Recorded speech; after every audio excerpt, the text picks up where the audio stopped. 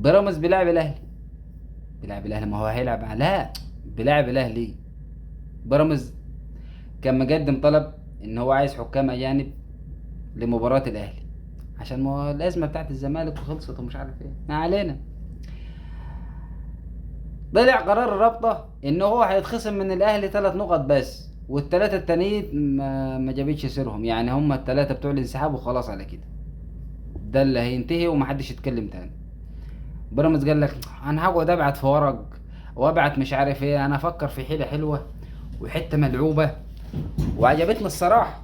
انا عجبتني. ليه عجبتني؟ لان هي فكرة حلوة. انا مشكلتي كانت مشكلة الاهلي والزمالك كانت الحكام الاجانب، ومشكلتي ان الانسحاب والكلام ده هي نفس الحكام. طب انا اعمل ايه؟ انا ما اجيبش حكام اجانب، اروح ابعت طلب للاتحاد المصري اقول له انا مش عايز حكام اجانب وهلعب بحكام مصريين.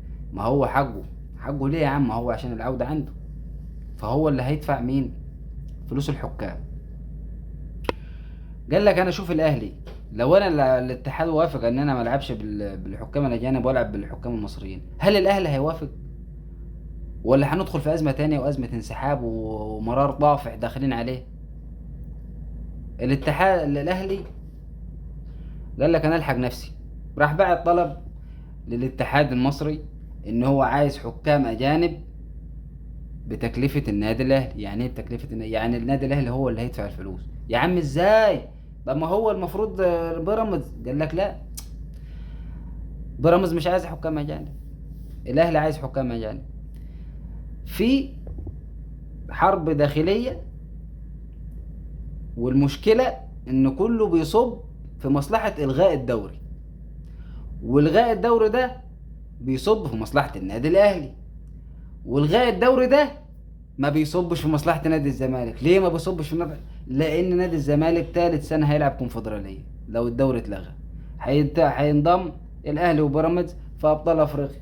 طب ما الدوري اتلغى، طب ما انا فيه، ما انا بيراميدز انا عايز اخد الدوري، انا في المركز الاول ومحافظ على النتائج وعامل موسم حلو.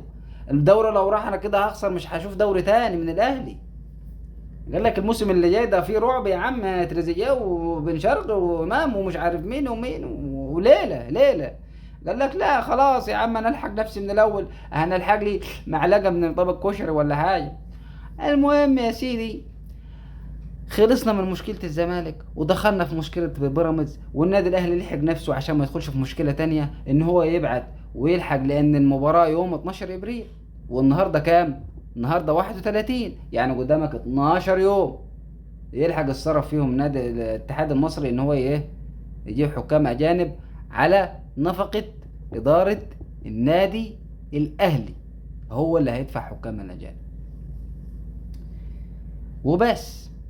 ولما نشوف اخرتها ايه مع الناس دي.